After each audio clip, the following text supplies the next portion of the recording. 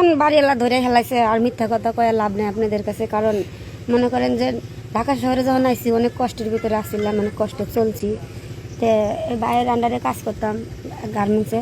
তো বাইরে আমি করলাম যে ভাই দেখেন আমার তো অনেক কষ্ট, তো আমি রুম ভাড়া নিয়ে আমি অনেক ঝামেলা আছি। ভাইও আমার বললো যে আমার তো রান্না বান্না নিয়ে অনেক ঝামেলা হয়, বউ নাই, এরকম করলো।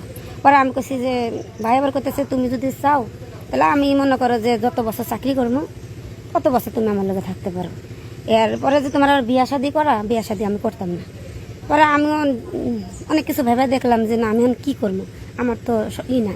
ওদিকে গ্রামে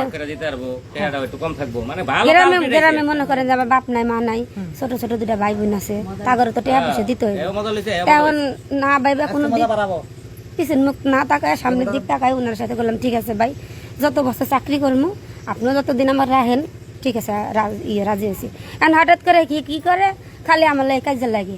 যদি তরকারি রান্ধি ভালো করে তরকারি রান্ধি, লবণ কম হয়েছে, জাল বেশি হয়েছে, কিছু পারস না, এই এক কথা দুই কথা মনে করেন কাজে লেগে ওই হঠাৎ করে আমি করছি আমি কি তোর বউ বিয়া করার বউ যে তুই আমার লাগে কাজে করো, এই কথাটা শুনছে তো বাড়ি বলিয়া বুঝা হালাইছে।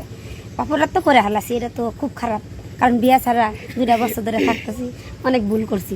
কারণ কি করবো, কারণ ভুল যখন করে আলাসি আর সংশোধন তো যদি আপনারা যদি থাকে যা শাস্তি দিবেন তাই মাথা পেতে নিন।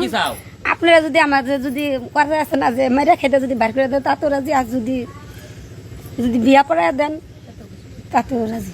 ভাই আমার বাড়িতে কোনো স্ত্রী সন্তান নেই। তাহলে এই বয়সটা কিভাবে গেল আপনার? কিভাবে গেল এখন আইসি কন্ট্রাক্ট সিস্টেমে পাইছিলাম, এই যখন করছি এখন জানা শুনে সবাই হয়ে গেছে। এখন আপনারা ডিসিশন যা নেবেন তাই এখন আমরা মানে হ্যাঁ এর আগেও বলে 2-3 মায়ের সাথে এমনই করছে, লাস্টে আমার সাথে এইভাবে থাকছি। এখন আমি পারমেন্ট করে নিতে চাই।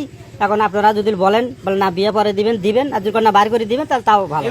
অন্যায় করছে এটার বিচার অবশ্যই আইনের কাছে আমরা পাবো। এই মনে করেন যে এই মনের মধ্যে এই আশাটা রাখাই আইনের খাতে আমরা ওদের তুলে দিতেছে।